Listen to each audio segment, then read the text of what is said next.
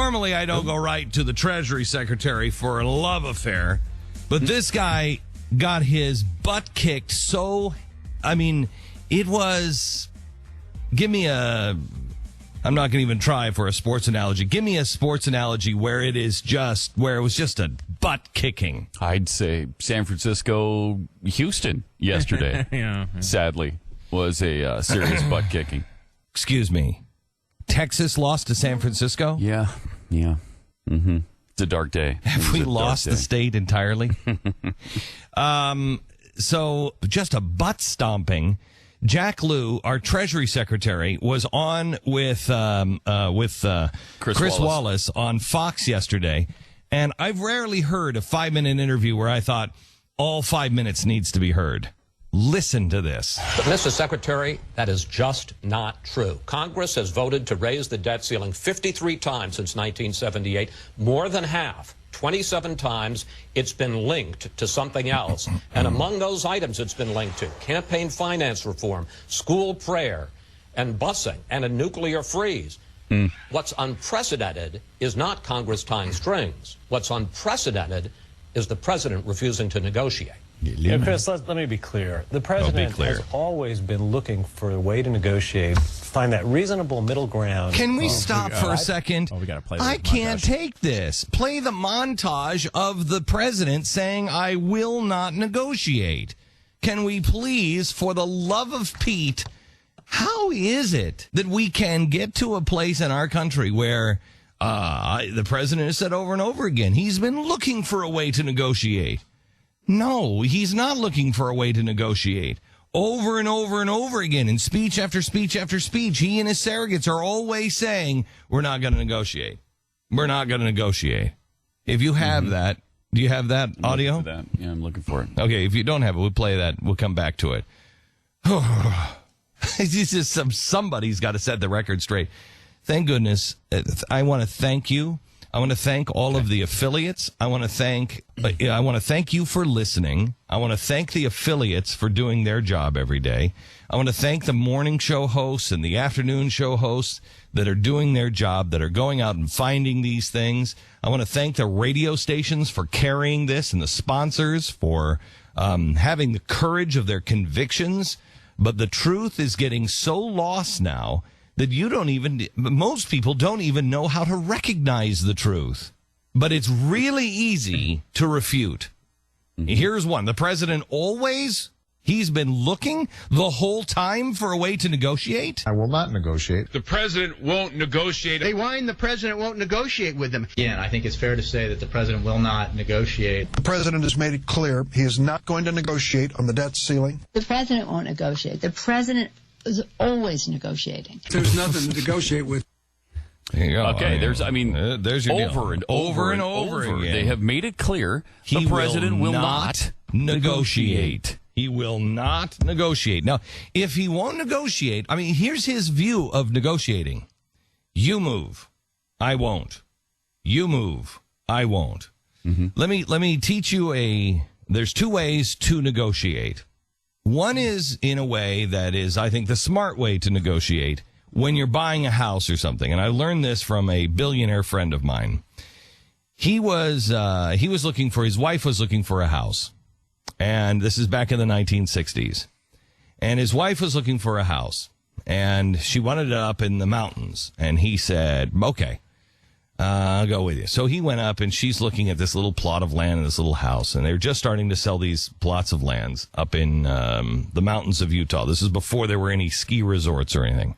And she's looking for this house, and he's bored. And he looks to the real estate agent, and he said, let me ask you a question. How much for this? And the guy says, what? And he says, this. And he points to the mountain. There's nothing up on the mountain. And he's like, what are you talking about? He said, how much for the mountain? And the real estate agent said, I have no idea how much for the whole mountain. He says, well, I tell you what, why don't you just humor me and find out how much for the whole mountain? That's, I think, 1968.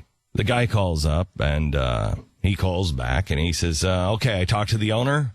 He'll sell it for, what was it, Pat? Was it $10 million? Yeah, I don't remember something like that. Yeah. $10 million. Now, it was 1968. $10 million.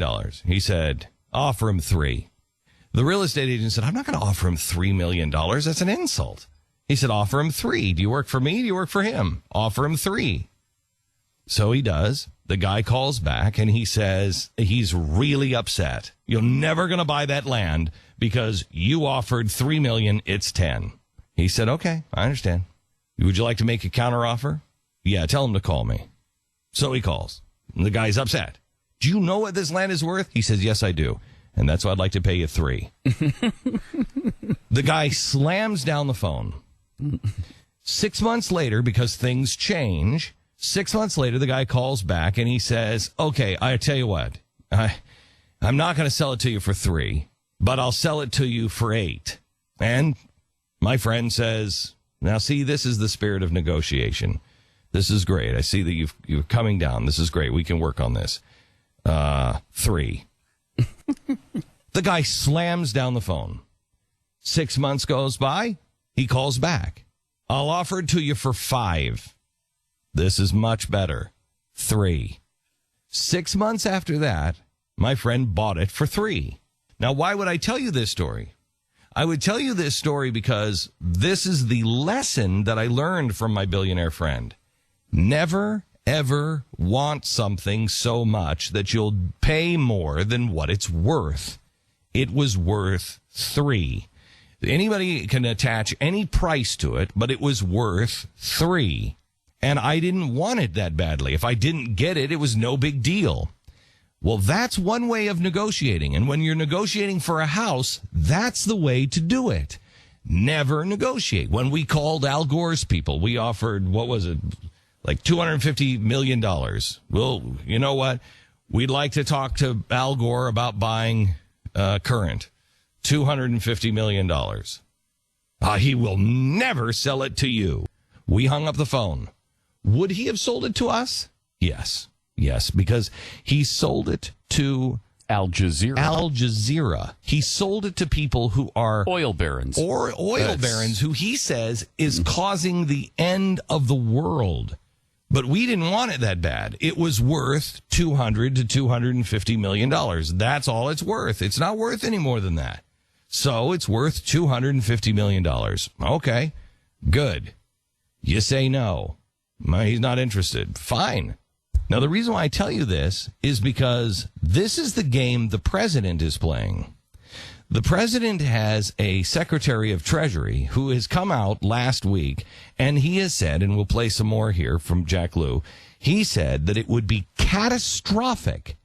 It would tube the dollar, interest rates would rise, and if you paid attention to last week's show, you know everything that he put on his list is the list of hyperinflation. And so it is the end. Now, does the president, are we playing a world-class game of chicken here? Is the president really not willing to negotiate? Because, see, the Republicans already have. They said, we'll shut down the government, and we're not budging unless you defund Obamacare. He said no. All right. When you negotiate, then the other side says, all right, we don't really want to shut down the government. We're not really going to, we don't want to have a crisis on our hands. Let's not make things worse. So let's negotiate. Okay. We said defund it for all time. You said no. It's clearly not ready for prime time because your website was down this weekend for even more repairs. Nobody's signing up for it. It's not like this big clamor. Nobody's signing up for it. So let's negotiate. You give us another year without it, plus you don't tax for new medical devices like pacemakers, because that's just going to hurt people. You drop the tax and you delay a year and you got it. The president says, I think I said it was worth $3 million. The president says no. The only people that negotiate that way are people who are truly, they're revolutionaries. My friend happened to be the guy who revolutionized skiing. He's the one who took all of that land and he built Deer Valley. So he was a revolutionary. That's exactly who this president is. He's a revolutionary. He doesn't care. At no price. He's not willing to negotiate at any price. It's catastrophic. It will destroy the country. Okay. And that shows with the Amber Alert thing this weekend. Shut down the Amber Alert site. It's showing that you don't care about anything except winning. The guy is using, think about how reprehensible this country has always felt about using children as meat shields. That's exactly what this president has done.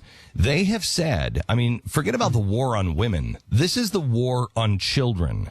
When you will shut down the Amber Alert system, but you won't shut down the golf course that you play at, you got a problem. You have serious, I mean this, I think he has serious psychological issues. The guy is a sociopath. Your own Treasury Secretary is saying this will destroy the country. And what does he do? He lies to you and says he's always been willing to negotiate. No, he never has. We just played that audio. He never has been willing to negotiate. But there's so much more on this particular piece of audio. We'll get to that in a second.